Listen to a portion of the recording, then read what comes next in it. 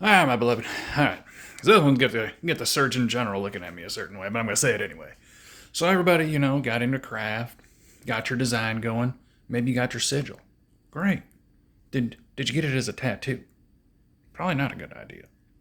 Did you make sure some of you is in the tattoo? Like in the ink? Or did you touch their hand? Or better yet, did you hold their beans while they done tattooed you or whatever? Something to like. Something witchy. Because you got to make a connection between the artist, which is not you, and the art, which is going on you. But normally a sigil is made by you. So there has to be a connection.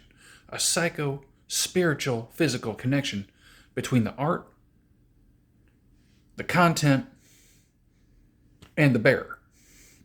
So if you're making it yourself, putting it on yourself, solved, right? You might need to make that physical connection with your artist. Male or female, you need to figure that out. Does it need to be a finger in the rear? Does it need to be two up front? My front skins could get held if I was your artist. Just a thought. Holding front skins makes the connection between the bearer of the art and the art wearer, or the layer of the art and the art wearer. Either way, in craft, one must apply principles in order to get the benefit. And need I now remind you that having that image for people to see openly on your body, you can't change it if anything happens. Just some thoughts when you're getting into craft. You probably don't want everybody seeing all the ones you have. At least, especially if you only got one.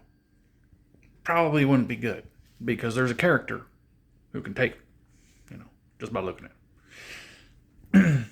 Also some thoughts. As your beloved observer, because many of you, a quiet, or less than quiet, maybe just your star devil observer, your orbserver, your benefic or observator, right? In omnipotent land, right? Omnipotia, right? In computer land. Blessed be the Elohim. Blessed be Satriel. Blessed be Gagael. Blessed be Thumael. Blessed be the blessed Sephiro tree, which is in the middle of the garden. Which there are 3 trees, and they are laid upon each other. They come from the same powers. They cohabitate the same area, Eden, where we're at, the Sephiro tree, the planets, the Elohim, which are the gods, which are the spirio-demonic accoutrement access points, whereby which they come down here.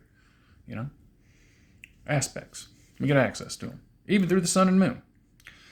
During the waning of the moon, we remove negative aspects or positive aspects to the new moon to open thee up as a conduit, which is why it's important to get out in front of those celestial events as a conduit for new energies, right? The energies that are coming up in the building up of the moon cycle up to the fullness thereof, right?